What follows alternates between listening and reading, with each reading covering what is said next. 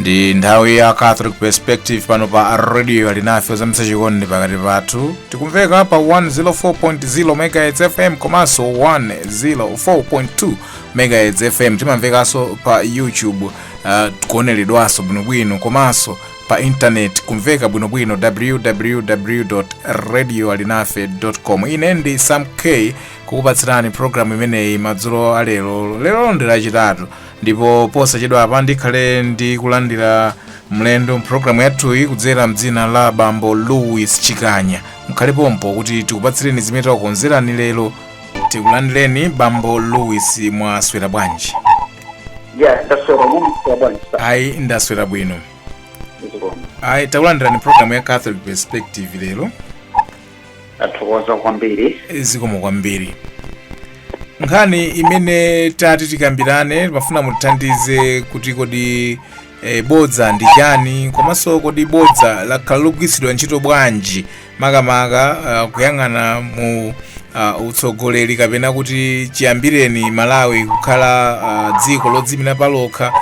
Ndimatero mmene timayamba mwina nkundikonza kuti bodza lakhala logwiritsidwa ntchito ngati chida chofuna kuti tipezere mavoti, bodza lakhala ngati chida chogwiritsira ntchito kuti mwina nkukhalira pa mpando kugwiritsa ntchito bodza. Koma kumapeto kwake tione mutithandize Bambo, bodza nchiyani komanso kuti kodi bodza ndi mu Catholic Perspective tinganoti limaonedwa bwanji kumbali ya za chikhulupiriro chathu. Bambo Louis Chikanya. Bodza, tamthoza kwake kwa bodza. Bodza ndikuti kunena chinthu chimene chikusiyana ndi mmene zili pa ground. Ku bodza ndi chinthu chimene chili pa Chingerezi force. The force could be a statement, a force material. Bodza mmene amachitira for example amalonda ena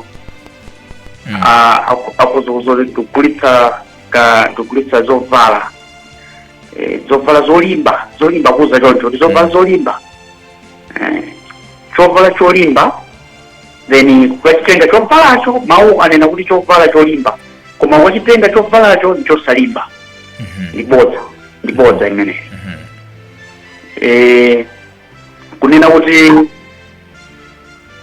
ndampatsa munthu fetereza kuti akathire kumunda pamene sunampatse fetereza. Ndi bodza imene. Kunena kuti ndikumangira ni bridge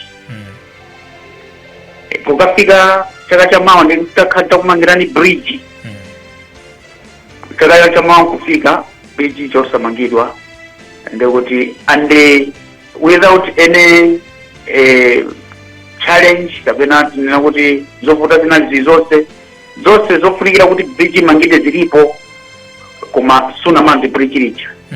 Ndi bodza limenelo. So mwachidule bodza ndikunena chinthu chimene chikugwirizana zimene zili pa ground. Chabwino.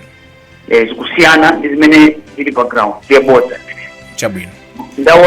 Ndaona Sam K pamene waona Bambo Louis Chikanya. Mwina kunena zimenezo mozindikira bwinobwino ndithu intentionally bwinobwino ndi bodza limenelo. Chabwino. Bodza lasiyana ndi mistake. Kozo nena kuti ndaona Bambo Chikanya. Mwina iweyo mauganiza kuti nda Bambo Chikanya innocently osatuli ncholinga chotu kunama. Koma later on we found out it is Bambo Chikanya. It's not bodza. It's bodza. You have just made a mistake kapena something like that. Bodza de kuti you intentionally want kuti umfange deceive munthu umusocheretse. Ukudziwa bwino lomwe kuti izizi sizi ayi koma kunena kukuza anthu kuti ndizakuti pamene sizimenezo intentionally. Chabwino.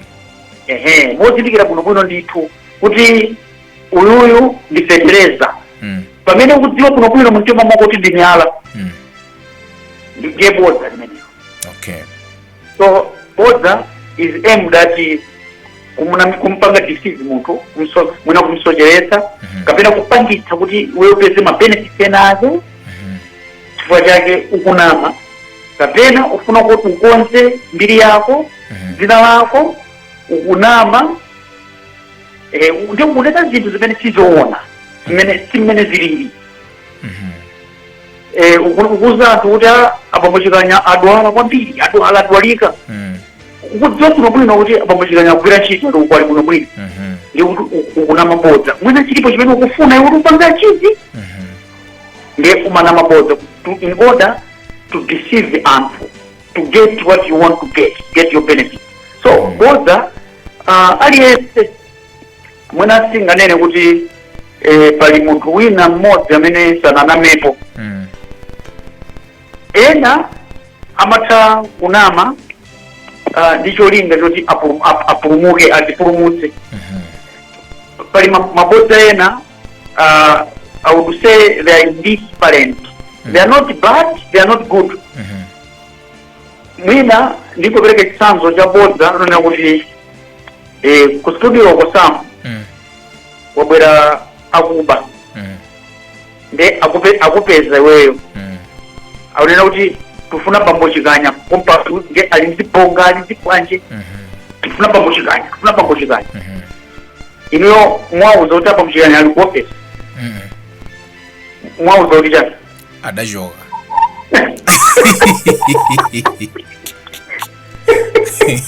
unama atanama. So what I want to say is pali mabodza ena they are indifferent, meaning kuti so zoipa zimanoonena kapena sizabuna zimanoonena, it's just in the middle. Okay. You are not offending anybody, you are not distracting anything. Mwina what you want bodza likunenedwa maybe for a certain good. So the best mene kuti pali mabodza ena they are harmful to people, to individuals, to companies, to the church. They are harmful. Kuti ukanama pabwera zovuta zinazake pasi yoipa. Ndipo pali mabodza ena they are just indifferent. Kuchito mawa mene indifference ndiyo kuti it's neither bad nor good. It's just there. Kuti chaikira munthu wina wake kapena wina wake chimpanga chimpulaza kachana ai just there mene ndikuperekera chisanzo chosu mwisanzo lero ndasamba katatu pamene sinasambe nkomwe lipanga it's a lie koma zipanga affect ndani palibe zoti ine sinasambe nasamba zipanga affect ndani palibe. So pali mabodza ngatamenewa. So I don't know if it is making sense. It is making sense bambo. Ndiye kuti ngati zichakwabwera ngongole basi kumuuza mwana kuti nenani kuti palibe bodza labwino ine. Yeah. Bodza limeneli limpanga affect wangongole mwina wake ngongole. Oho.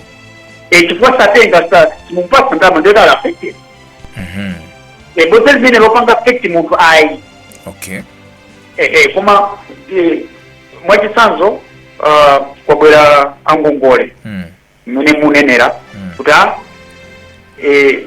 abambo ako alipo unota abambo ngati wabwera wangongoleyo koma mwina sana bwera ngongole mwina wabwera mwina kuziko kwa zachita zina. Okay.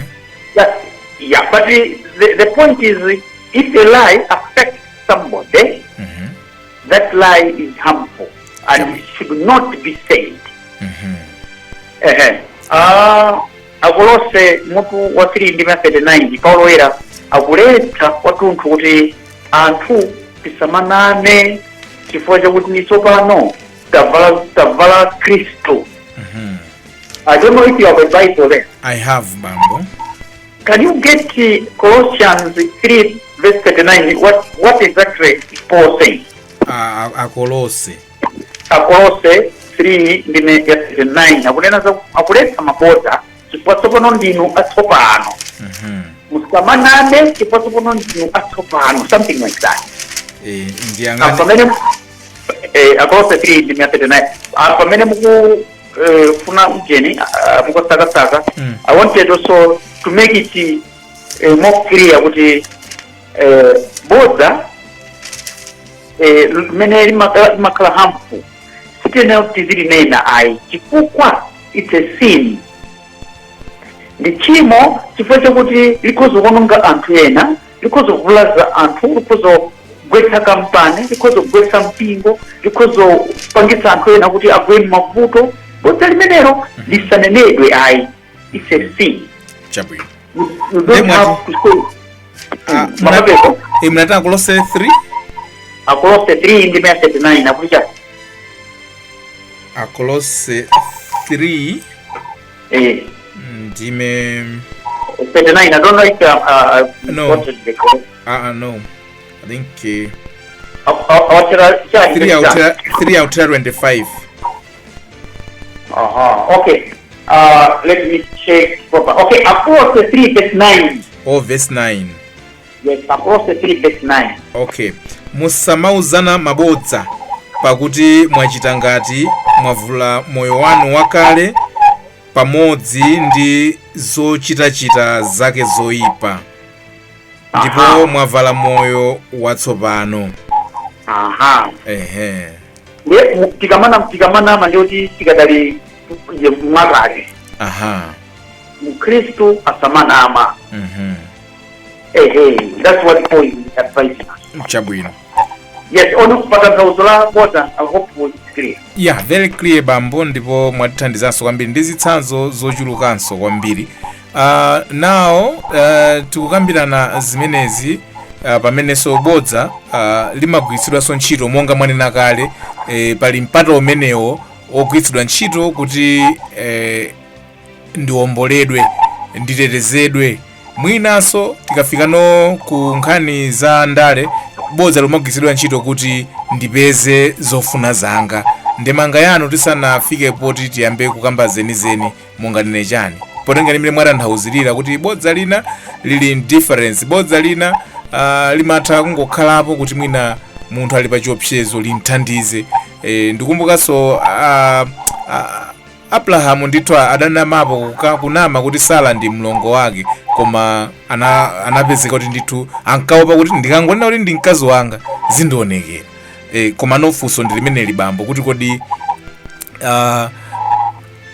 pamene tikugwiritsa ntchito bodza limeneli kuti tipeze cholowa, tikuchita bwino ndemanga yanu bambo? Umanama kuti upeze cholowa ndikuti zikusonyeza kuti pena pake zinthu zina zake zibwera kwa ife. Ndiye kumene zikuchokerako ndikuti somebody is losing. Kaya company, kaya ndi boma, kaya ndi mpingo, kaya ma individuals, iwe ufuna upeze zina zake, you are using a lie, ndiye kuti zina zakezo zikuchoka kwina kwake kubwera kwa iwe. So it's still more harmful.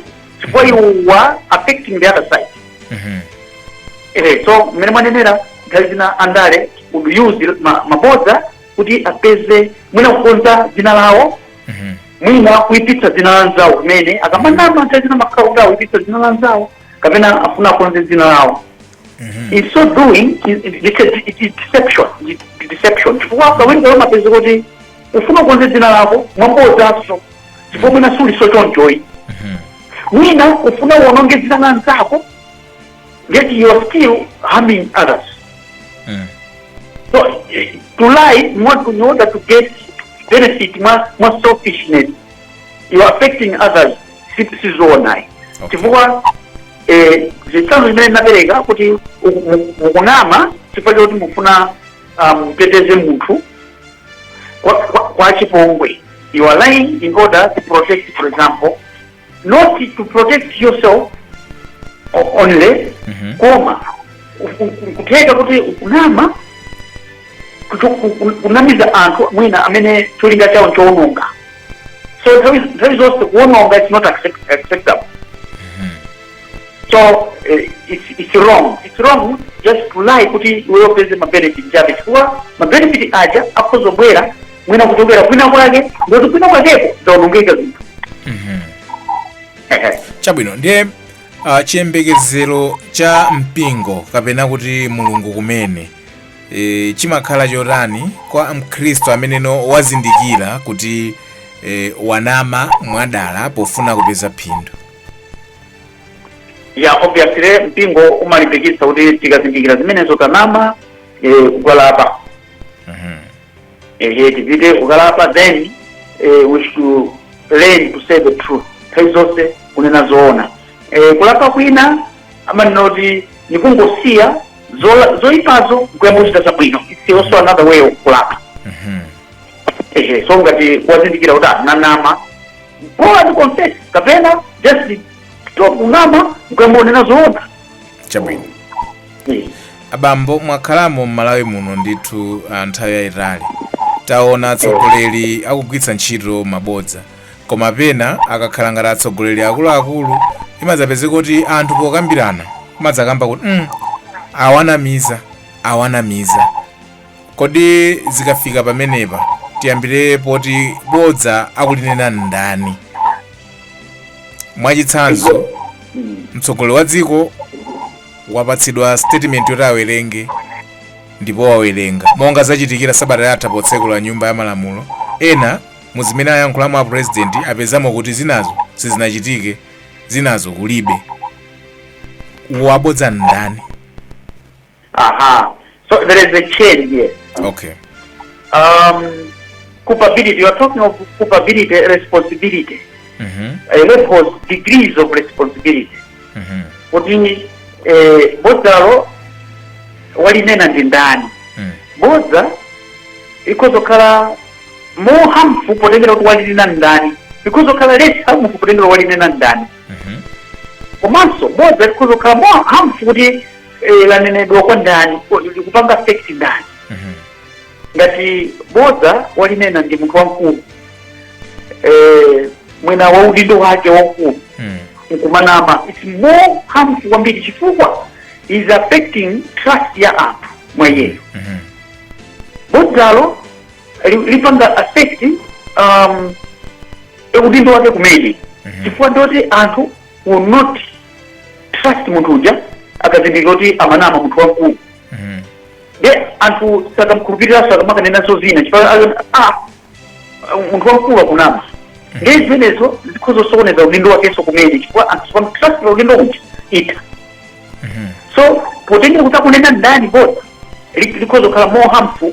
Mwachitsanzo imene muti chitsanzo chimene mupereka president ananena bodzalo sikuti anangolipanga okha. Pali anthu angapo mwina amene anachita contribute kuti president finally akaliulengeze bodza liti.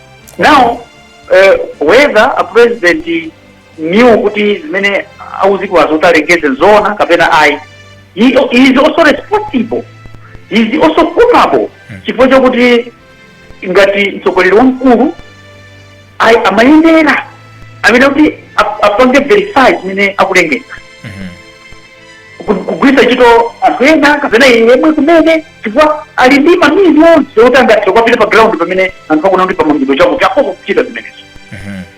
Ali nkuthekera kumeneko koma he didn't do.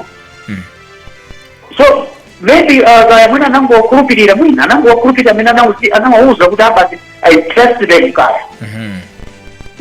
In that way it does not remove his culpability chifukwa chakuti ndi mtsogoleri wamkulu amene kuti aonetsetse kuti zimene akuzidwa nzoona. Komanso he should learn from the past experience kuti simoyamba akakuzidwa zabodza. Amauzidwa kawiri zabodza komanso kuzazindikira kuti amuuza zabodza.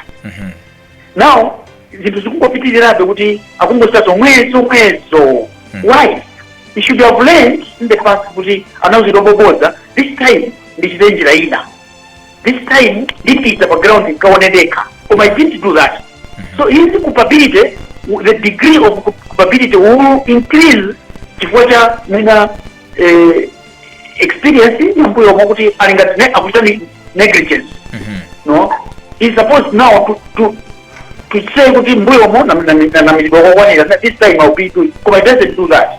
So he is culpable. Culpability ndio kuti mawu amene akuchokera kuchilatini samu. Mwatizunguza nawo kwambiri mwabwereza culpability. Mnapapo anthu ena manena apo kuti mea culpa. Culpability ndio ndi chimo kupapo yu wala kuita kachimwidwe kupa ndipo pale atimati ndachima kupambana niye kupa niye ndiye kuti ni ineyo okay ineyo ndachimwa chabwino that's culpability ndi chingerezi chake mwana culpability ndio kuchimwa kwao kukwera chifo cha udindo wao chifo udindo wao ndio wewe upeleka kitsanzo zabwino koma supeleka kitsanzo zabwino so the culpability increases chifo zomwezo kutaka zinene mwana wa ngono akafikana na hali za mwana koma unani zimene onena ni mtu wa mkuu chifo chake atolangani no mmanena kuti enkani kuti ikhale nkani ilengezedwe mmatengera munthu kuti ndani ngati waipaka pa chingerezi chake mmanena kuti prominence zomwezo zimene ochita president kuti nchita ineyo sikhala nkani koma kuti wachita president wamkulu imakhala nkani chabwino zimene zamene otazizidziwa zimene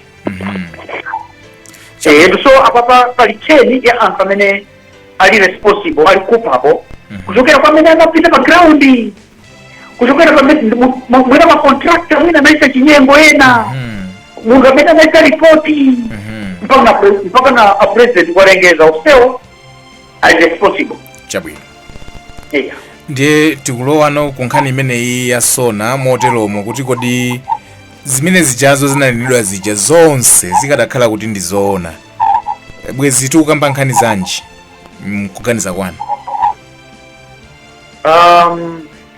of course pali ena kunena kuti be zambiri akuti nzoona maybe we have to verify also akuti nzoona zambiri zochepa kuti zimene ananena mola kuita ewosa kunoti mbodza apo mbali imene yakunena kuti kuti mbodza koma muna wrong information okay misplaced information gachana mero no sati bodza hai hautati mawa bodza titote mispresented whatever koma akunoti be zambiri akuti nzoona apena kuti anenapo kaya eno MP ku parliament avomereza kuti izona ndi zinachitika kwathu izi zinachitika kwathu so komate ine ndi mene mudziwira mene boma lathu mnanena kuti ndakhala moza kambiri mdziko muno ndakhala over 40 years mdziko muno mwakhalamo ndithu mkale ndaona kwa atsogoleri ndithu ose ma president ose Malawi nawo chabwino ndaona mmene amachitira zinthu zawo I'm able to see, reflect and analyze chabwino nde munthu sanganamize I know the trend imene atsogoleri athu amachitira zinthu zawo chabwino nde kuti zimene ananena president zambiri nzoona yes osati zambiri nzoona koma zina nzoona osati zambiri nzoona koma zina nzoona koma zona zonso pamwe paliso ma issues mwachitsanzo akuti kubalaka akuti anatsimikizira kuti chipatala chinamangidwa mabloko china chipatala anamangidwa anatha muno bwino koma kulibe sizinayambe kugwira ntchito since last year zinambe kugwira ntchito zingokhala palibe nesi palibe dokotala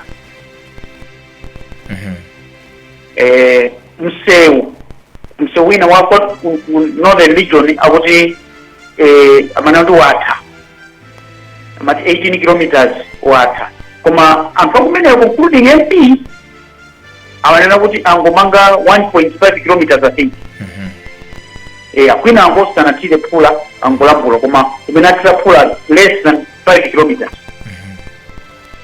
so you see I don't know kuti singatsatire kuti kuchisi ananena kuti jani kuchisi anayamba msewu kuchokera ku Malumo kuti ukafike kudowa po kudusa mchisi kupita kujeni kudowa msewu umenewo anangomanga 18 kilometers inapitapo okay 18 kilometers kuchokera ku Malumo kufika kuyenda ku Malumo kufika 18 kilometers before Chisi chapo nisana fike pa 9 miles iso amati pa 9 akuchiso koko sunafike just 18 kilometers.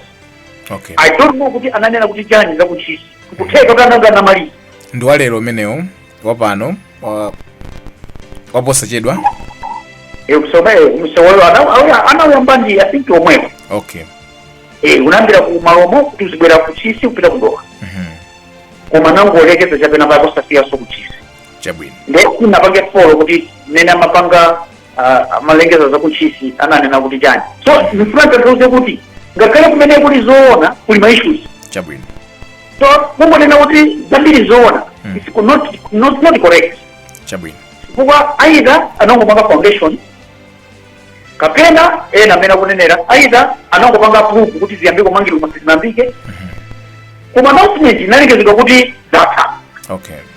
You see, that's the problem of Sona hii. Okay. Muli ma issues ambiri chabwino ngakhale kunena kuti zambiri zoona kuna kwake kunoti sizina malizike kapena angosa pang'ono chabwino. That's the issue. Ndiye ndi mmene andale athu akuchitira mpalamenti komanso mmene makomenteta a zandale akuchitira. Are we doing justice to the Sona? Are we doing justice to the nation? Kukamba nkhani yokhuzana ndi kuti kodi Sona ichaperekedwa taona kuperekedwa kwake kwa Sona malo moti kambe ma real issues pano mwina tili busy kungokamba za anthu tsopano ngati mwandimvetsa funso bambo Louis Chikanya chifukwa ndatengera ndi zitsanzo ngati zimene mwaperekazo kuti mwina tu bwezi tumakambirana kuti okiteni tilondoloze tsopano project jemene a president akuti inatha mwina adi ndalama zinatuluka nanga zinapita kuti kunena za magulu osiyanasiyana kukamba za anti-corruption bureau ndi magulu ena kuti nawo atenge ino zimene zija kuzigwiritsa ntchito ngati information yofunika kwambiri chifukwa ndi statement imene yabwera zitaunikidwa bwino ndipo ndi zimene boma likudziwa kuti izi zinatha. Now we are busy discussing people. Bambo Louis Chikanya ngati mwandimva funso langa. Ndakumva ni kwambiri. I think you have brought a very good point, Sam. Andale are happy to see us discussing individuals discussing is also bad. They will be happy because they know what the each and side. They will not be happy when a land is a issue by issue, not get by the four of it. Get the good ana contractor nani ndani. Ndalama zinaenda branch. Zinaperekedwa. They will not be happy. They will know what it is. Ziliputa. Kama they will be happy kuta zingo timpati mungu wako la social media ba. So I think we are not doing justice. The thing that we should be doing now is tempiambe kulondoloza one by one. Ipeze kuti kunasika ndani hapa kuti izi samangidwe a president like zoti zinamangidwa. Ndani ananena kuti zinthu zake pene sizinathe. Why did you do this? Ndalama zinaperekedwa. Kama uje contractor mena anao zidota apange zimene zichifwa chadi sana apange a president like zoti zinathe. Chifwa ama zazose chana chicho sama ungebe zoncho kuti chakuti sechita chakuti basi zima kutazo chakusitwa ngafo. Basi tu 5 years yata uwezo chinthu chijapalibe inu Mombera University ngangati airengeza kuyambira boma la DPP analengeza za Mombera every year mapanga fund Mombera University awanso nao amanati amanga Mombera kumazuru. You understand that? I do, yes, kwambiri bambo. Yeah. So we are not doing justice to the nation. Okay. Ngati kuti tiko lisiratu ngati tiko li angotibwera tikachoka kuka I don't know what abali atuwa lazima kaba. Chifukwa tidali tione Sona bambo Louis Chikanya muona kuti inapita district by district andi kwambiri ndalama zija zimachoka so nyumba ya malamulo ndi za CDF andi takaruma kambirana nkhani zokhuzana ndi CDF and ma holders akulu ma stakeholders akulu a CDF ndi ma members of parliament ndamene akambira nachi sono ali busy mmene muja kwawo kwakambidwa kuti project inaperekedwa malo moti anene kuti ndalama zili kuti kapena iwo akane kuti ine ndalama zimene sinduzidziwa akukambano politicking kuchuluka kwambiri tingatani tsono ngatino mbadwa za madera mmene mwachulira kuti ndalamazo zinabwera. Ide tugereza kuti tu ndalama zimene president achita report siza CDF I think. Okay. Ndona ngati ndalama zichokera ku central government. Okay. Kwa CDF sumunga mange masukulu, sumunga mange chipatala. Okay. niona ngati zimene zija za pa council kuti aone kuti zinthu ziti zimene angapange pa council level. Okay, that's a good one. Ndalama zochepa something chabwino. Komabe zachoka central government zafika pa district and timamva ndithu kuti pa district council ndalama zimasowapo ndithu. Yeah, sure. Komano here we have mtsogoleri wa dziko amene wapatsidwa ma document ndiye kuti chilichonse chili m'malo mwake adawunikira. Ifeyo titero ndithu kuti adawunikira adapeza kuti izi ndalama zidatulukadi bwana ndipo mukhoza kulengeza kuti zidatha. Koma anthu apa ground akupezeka kuti sadalandire chinthu chija. Tilowere nazo kuti nkhani ngati zimenezi. Nkhani imeneyi is a serious problem and a serious matter.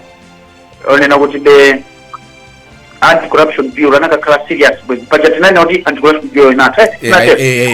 Zona izozo ndizona kwambiri. For by now bweza atatengapo kale mwina district imodzi yokha kuti kuti kupanga tikutsatira sona. Bambo Louis. Yeah, so ababa kuti tiona kuti nkhani ababa izotivuta sopano chifukwa chake these political issues zimatha motero basi. Ababa sikuti zikuta sokwina samwe ababa basi zafuta dziko nikuluza dziko basi. Sitingapite kuli konse kumene tingapanga palibe kumene tingapite. Apanga ujeni boma zimene lapanga zimenezi mona achipani tolamula alipa tsogolo defending this. Yes. Isingapite kuli konse basi boma taluza. Siko yamba papa zakazungitika zimenezi.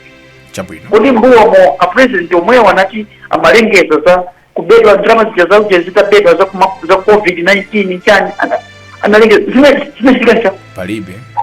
Basi zimakotajo ntokuno kwathu kani. Bali kulibe kunatinga bidisi. Zativuta basi zativuta. Tizingo peke. Chabwino. Ndiye tayambapo ndale zayambika 2025 uja nduno owerengera kuti mwina kwatsalatu masiku 208 kuti zafike pa 16 September masiku akuthera chitseko ndipo andale ayambapo ali pa ground koma bodza likhali logwisidwa ntchito ngati chida chonyengerera anthu kuti awavotere anthu.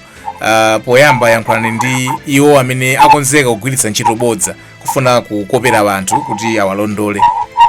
Angatsutsike bwanji adzudzulike bwanji bambo mwina kuti tingathe kukhala ndi ndale zosiyana ndi zaka zonse. Sambuti ndi tingamudzudzule wa ndale kuti usanama.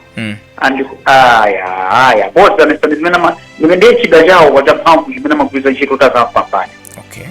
So vuto lake mwina malangizo atapita ku ovota tu osati kuvoteredwayo. Komabe inuyo ndi wansembe mwina mkhoza kumdzudzula pang'ono pokha mdzudzule nkono. Kudziwikire bodza noipa ndena foto kwa zakali kwa you harm people. Akuona miza kuti akakuvotere ukapanga tisifu. Ukavotera mapeto kwake kwachita sozoipa sukuchita zimene unalonjeza kupanga. So wandale amanama kuti akapambane akamuvotere. So I would advise kwambiri obviously kunama simu noti zinama kuti asatipangire zinthu ativotere. No. Yet I know kuti sikuti wandale ngasiye kunama. Koma ovota. Mwina ndikumbike kwambiri kwa ovota. Kwa ovota ako ndimati ndibwera koma ndimafuna tithane nanga yewu chifukwa alipo ena abambo tene chine chilungamo ena ndi akatolika munapempha mpingo napempha tiyeni pitani kundale apita koma akapanda kunama sawina atani kwenikweni. Ananena ndani kuti ukapanda kunama sunga wine ndikozo wina ape. How kundale mene zilili pa Malawi awina bwanji nchilungamo ku Malawi. Moti apite anene kuti apite anene bambo Louis kanya apite nditu munthu kutena kuti ine ndikuzani chilungamo ndilibe ndalama sinza kumangirani bridge limeneli aunena chilungamo aliponso ena amene amafuna kumva zimenezo kuti uyu munthu akatisandiza akunena zona. Alipo ena so amadziwa kuti uya kutinamiza uyuyu amvotera alipo ena madziwa. Chabwino. Alipo ena kuzindikira kuti awakugwisa ntchito ndalama chake kuti atinamize ntchito apotere. Koma uyu si munthu wabwino amadziwa alipo ena. So ine I would do between the line and truth. I will just go for truth. Mbona zona. Kakapotera kasanipotera kumandauze zona. All right. Bwelani chabwino kumbali ya awa ovota tsopano. Anamizidwa. When you say voters, I think it's high time and you know tiziwe tsopano ngati munthu wafika pa msinkhu voter ni wamkulu eno tuzizindikira kuti awakunamiza awangofuna kuti tingovotera chabe ngakhala kuti pasa ndalama yakuti pasa kuti tikavotere tikakavotera teno tizidziwa zimenezi. So ine I would advise kulangiza ovota anzanga titiite detect mabodza amene akutiuza andalesi kuti ena mabodza awo ongofuna kuti tiwapatse tiwakweze kuti azikatibera. So look out for that. Osanga kuti basi kupasani 2000 kwacha kuma munthu amene 2000 kwacha iye ndi mbeka ndi nyambo chape kuti mukapatsa mavoti kutsogolo kwake akakutayani sikuti azikakupasani 2000 ngaizosai. So unfortunately chifukwa chakuti anthu ndi pamphawi panopati kusowa chimanga kusowa chakudya but 2000 yambiri kwambiri. Nde mukamena makosa 2000 wiki amakupasa weekend akupasa umaona ngati amene ndiye munthu. Let's look out for those people kuti amenewo angofuna kuti panga tisiti. Saka tithandiza it's not sustainable. Sizinthu zoti nzokhalitsa angofuna tikapatse mavoti basi. Bwanji munthu ngati ali serious bwanji akupangire ni chitukuko choti chikakuthandizeni kutsogolo osati kuti mungogula lero chinthu zatha. Alipo yemo aona kuti bola amene wamene akutithandiza bola amene koma ukapasa voti mkhoza tenga ndalamayo kaiguleni sopo kaiguleni chani koma munthu ongokupasania sopo basi chifukwa choti afuna mukamvotere akavoterani basi zatera popo amene osampasa voti. Gengani ndalamayo mukagule sopo kumosa kampasa voti. Kapasani voti munthu amene akuzani kuti inesi mukupasani ndalama koma mukakati kupotera tikabweresa sikulu kuno tikathandiza ana sikulu osauka kuno tikapesa chipatala kuno tikakonza misewu kuno koma sikupasani ndalama munthu amene ndi aliwa genuine amene. Chabwino. Pamene tukambirana nkhani yabodza ndi ndale bambo Louis Chikanya pali manifesto zimene zikhale zikubwera tinamvapo pakatipo kuti Malawi Commission National Commission ya 2063 amene akuyang'ana za 2063 awa National Planning Commission 2063 akuunikira manifesto angapo pa nthawi imeneyo anazalengezapo kuti ma manifesto azipani zokwana zisanu ndi zinayi 9 anaunikiritsidwa kale anaunikira kale iwowo kuti amenewo ali in line ndi ngodya za Malawi 2063 koma kuyambira kale mwina tione chaka chino manifesto ambiri amachita kuonekeratu kuti muli bodza la nthunthu. Nkhani yayikulu imene kodi azipani amafuna kulowera mboma ndi chani sanama amenewa chifukwa palibepo boma limene linati labwera ndi kuyamba nokuchita zokomera Amalawi. Zokazo kama kampeni kampeni tu uje manifesto ni kampeni tu. Okay.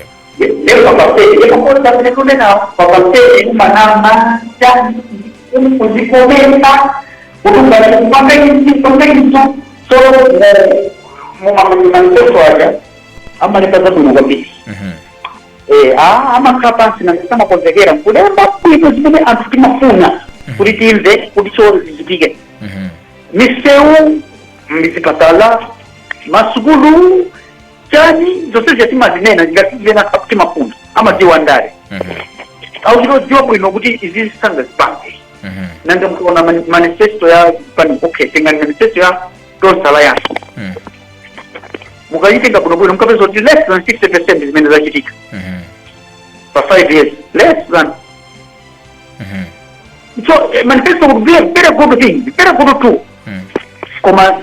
Now the issue is kodi zikachitika try vision 20 to 2063 some because we panga gauge pazaka 5 kuti mene tuendera pazaka 5 2063 tikafika dibuno bwino koma mkozoona panopa some 5 years kapena 4 years nyingi mene takhala papa mwaito sa 2063 imene yabo muone mmene mwakhalira papa mavuto ake akamena kumana ndi mavuto muganiza kuti mukaisika imene anthu ena kunena panopa kunena kuti ngati tiyende mmene tiyendera mu choncho December boma ligwa.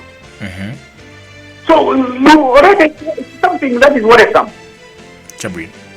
Asogolera muno koma they are steady to control things. Mitengo mmene zinthu zikudulira mitengo every day. Every day noto ukatenga quotation mawa ndi ina ukucha ndi ina ndetiziyenda choncho pokafika December samu palibetu mungakhale musona muja samu anenapo kuti masolution aza kuti ntakuti masolution achakuti chakuti anenapo ayi inali basi kupereka kuti utapanga zakuti that should get you worried Sam. Okay, very well. Sana nene mene munja masolution ndio titikhala now tibwere bambo nkhanino ya anzathu amene akuyenera kuthandizira kuti mwina akonze zinthu ena akutero kuti komatu ngakhale opposition sakubweretsano solution yofunikirayo mparliament tukamba za aphungu athu amene ali ku nyumba ya malamulo padakali pano kukonzekera kukambirana za budget padakali pano akuyankhulapo pa zimene ayankhula mtsogolo wa dziko koma nkhani ndi kungoyima kuti mwanama koma kuti mwina kupereka solution imene mwayikamba bambo icho kakwandani kodi anthu ambiri tu akumapereka different stakeholders akumapereka tu ma suggestions ma solutions kuti bwanji tesera mbali tesera ini apaki kaya ampingo kaya chani akwesera tu anthu ena ma analysis akumanena koma nawo kuno part of the problem is akakhala mboma they think kuti basi iwo wazingupanga ukhazika opposition ijatu parliament ndi chene chabe ndi tungopushwa chala muloto koma akuzonena zinthu koma boma singatenge. Okay, and boma pamagwisa chiro ndalama tukwate kwapanga corrupt opposition kuti ka vote point na so opposition is something in pamoja zingathandize so the whole thing is in majama boma leka kalori si yangana bwino basi maputo kwa opposition pale nanga chite chanze ango ena basi ya corrupt ango landira poka tosa chita chiti chose mona zimene zichita uko basi kungo tsusa sapeza peleka solution kuti tani kuti zikhalere rectify basi zingo tsalonto ngutuka ku parliament ndako za ale amafuna kuti zawo ziende kama malipiro aonjezere malawansi chani mafuta wapate ngati zawo wapatidwa basi. That's the problem kuno kwa opposition ili there because of law. Chabwino. Ango radizote akozo mapanga yote hapo. So we have that problem some. Ziko na nostalgia the one of the poorest countries.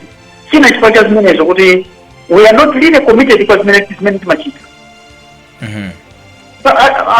Audindo amboma kama audindo sitika committed in serious kuti andipa so declaration wana ma minister samu katenga minister by minister you see kuti they are not performing, they are underperforming because nobody is worried. Ango kala take agriculture for example, mess after mess ushipatala pali panopa mazipatala za boma samu ango uzidwa mapatient kaguleni mampala pitani pharmacy kaguleni mampala so seriously so really we are not committed to mene chino chita sawa. Level of patriotism mungaikambe motani very low. Okay, very low. And sisi kwanda tiwala selfishness day inachuluka sama ale samfuna zake zimendele basi as long as zako zili bwino basi mbena zoshito za antwena mwana panopa tu antwena kuvutika njala panopa ifacha selfishness yako ena anasokoneza kufedereza ankosa pata panopa auza mapeleka federeza tu panopa aupeleka federeza mwezi uno aupeleka federeza chimanga cha kulaka. Why doing that? Yet boma moja namba kuta anasinta chan mena mapangira budget poyamba panopa naisita ipacha growing season zomwezi. Yeah, that's true. Kuti at least kamati March izikhala kuti tukamba chaka china. Is it making any difference? No. So you know, Chabwino. I don't know the officers yathu kantima panga bwanji. Chabwino. Bambo Louis Chikanya, lero nkhani imene tinadza nayo ndi nkhani ya kunama pofuna kupeza phindu, ndipo timakamba izi kamba ka zimene zikukambidwa mdziko la Malawi kuti SONA imene inayankhulidwa kapena kuti zoyankhula za mtsogoleri wa dziko zotsegulira nayo nyumba ya malamulo za chaka chino zambiri amatero, ena akuti zambiri ndi zoona koma zina ndi zabodza, ndipo munatikonzanso kuti ena akutero kuti nkhani ikhale kuti nzosalondola, osati nzabodza koma kuti nzosalondola. Tikupita kumapeto kwa programu yathu. Inali SONA yodabwitsadi kuti inapita district by district kufotokoza china chilichonse kuti ichi chikutere ichi chikutere, posafuna kusiya kanthu, koma mkatikati mofuna kutenga china chilichonse zina zapezeka kuti sizinachitike. Ndimati mwina overview yanu pa nkhani ya kaperekedwe ka SONA yafikapo penipeni poti tikhoza kutenga template imeneyi kuti ndiyo ikhale kind of SONA imene izikhala nayo, chifukwa ena akukamba kuti akankoyamba kukambako kumvako ngati izi ngakhale muli zina zoti sizoona, koma SONA timayenera timve kuti kodi mmene Trump wayankhuliramu ife tipanga chonchi, mmene chuma chikuliri chakwera chonchi, koma ife tili ndi njira izi zofuna kutsitsira. SONA yathu ya Malawi, if we are to contextualize it, izikhala yotani? Some expected this question. Chabwino. Ineyo ndona ngati personally ndona ngati anatenga a very good system ya presentation ya SONA mwenapangira. And for me I liked it. Chifukwa aidera kuti azibwera nkumanena Menezaendera, anapanga plan utapanga. Then he should come again kutatiuza. Kuti tinakuuza ndi zakuti. Kunchisi tinanena kuti zakuti. I'm coming now to report to you. Kuti zinthu zitapanga. Tikapena zakuti sizinathe. Chifukwa amene okhala truthful. President anakakhala truthful kusona ija. See, he made a very good way of presenting it for me. Okay. He has to be accountable. Accountable kudoa, accountable kwa ntaku mchinji, accountable kwa ntaku msanje, accountable kwa ntaku karonga. So that was for me it was the best. Many anaitengera. The problem is that a president is not very aware of what is happening in Madira Mfuna. Kutina kakuti mene katenga system mweyo koma nkumanena zoona kuti tinanya tipanga zakuti kwakuti koma pazikuwa zakuti sizinachitike. Kwakuti tinanya tipanga zakuti tinapanga. Kwakuti toncho tinapoti was truthful. Would be good. So sinakaputika kwambiri. Chabwino. Vuto na mwena mafuta nakakauda nanga tipanga tinapanga ku mwana kuti tinapanga why. Bweza kufotokozera chati. Kumalonjeza ati panga bega chani. But for me it was the best. He has to explain us, to report to us kuti tinatsimana tipanga zakuti tapanga sapena talekera gachani. It was very good district by district. Chabwino. And a person who easily follow it. Kuta ndidikira anena kuchitika tidikire bomala tinivesi kuma kwapi. Yes. You see, for me it was good. Okay. Ndithokoze kwambiri Bambo Louis Chikanya kuti munalowa mpulogalamu iyi ngakhale kuti muli kuntchito zina. Tithokoze chifukwa chovomera. Ziko. Muli ndi mawu ena aliwonse? Neo basi mau anagwera mkati muona nuchito lepsera kuti ngibonde manga pa SONA imene kuno bwino. Moti mangochita monika kamiza izi. Pepani. Chifukwa pamapana avulire like kuti tisintha kudzikola tuli no. Lie after lie after lie after lie. But zuko ndikondi koma ndiye asinki ababa kati chirotani koma neobe ndichapeta chikhulupiriro cha chiyembekezo tingoti bwino mwina tsiku lina chauta adzatithandiza zidzasintha koma ndingomvera chisoni ajena osauka mdziko muno kuti quality of life is going lower and lower and lower. Chabwino. Atsogoleri alipo mdziko lathu muno ndipo akuona zimene zikuchitika, they are not offering any solution. That's my worry, Sam. Ndathokoza kwambiri ndi wale yanu imeneyo. Tafika pa mapeto. Awa ndi Bambo Louis Chikanya, wansembe mu mpingo wa Katolika mu Archdiocese ya Lilongwe, amenenso ndi mkulu wa wireless ino ya Alinafe. Thokoze kwambiri kuti tinali limodzi mpulogalamu ine ndi Sam K. Paka sabata yamawa amenenso zabwereso ndi programu ina ya Catholic Perspective, ndi kuti pitizani kutsatira bwino wireless yomweyi ya Alinafe.